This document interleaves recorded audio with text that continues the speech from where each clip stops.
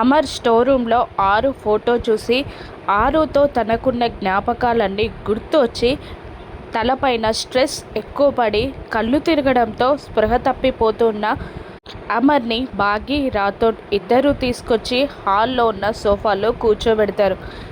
స్పృహ తప్పిపోయిన అమర్ని చూస్తూ బాగి రాథోడ్ టెన్షన్ పడుతూ ఉంటారు. ఏమండి ఏమండి అని పిలుస్తూ అమర్ ముఖంపై కాస్తన్ని నీళ్లు చిలకరిస్తూ టెన్షన్ పడుతూ అమర్ని స్పృహలోకి వచ్చేలా ప్రయత్నం చేస్తూ ఉంటుంది బాగి టెన్షన్గా. అప్పుడే అక్కడికి వచ్చిన మనోహరి యాదమ్మ స్పృహ తప్పిపోయిన అమర్ని చూస్తూ అయ్యో అమర్కేమైంది అని అడుగుతూ ఉంటుంది.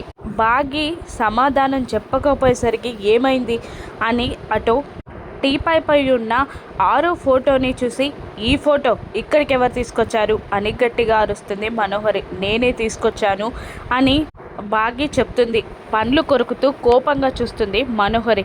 ఇంతకుముందు ఈయనే ఈ ఫోటో చూసి స్పృహ తప్పిపోయారు, అందుకే తీసుకొచ్చాను అని అంటూ బాగి సమాధానం చెప్తూ ఉండగా మనోహరి ఆరు ఫోటోని పట్టుకొని అసలు ఈ దరిద్రం ఇంట్లోనే ఉండకూడదు, దీన్ని బయట పడేసి తగలబెడితే కానీ దరిద్రం పోదు అని అంటూ ఆరు ఫోటోని బయటికి తీసుకెళ్ళబోతూ ఉంటుంది మనోహరి. పిల్లలు బాగి రాథోడ్ అందరూ షాక్ అయి చూస్తూ ఉంటారు.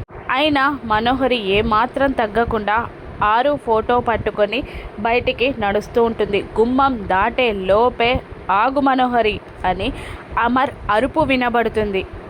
మనోహరి షాక్ అయి వెనక్కి తిరిగేసరికి మనోహరిని మింగేసేలా కోపంగా చూస్తున్న అమర్ కనబడతాడు. అమర్ చూపులు చురకత్తుల్లా మనోహరిని గుచ్చుతూ మనోహరిని మింగేలా ఉంటాయి. మనోహరి అమర్ని చూస్తూ భయంతో వణుకుతూ ఉంటుంది. బాగి పిల్లలు అమర్ని చూసి షాక్ అవుతారు.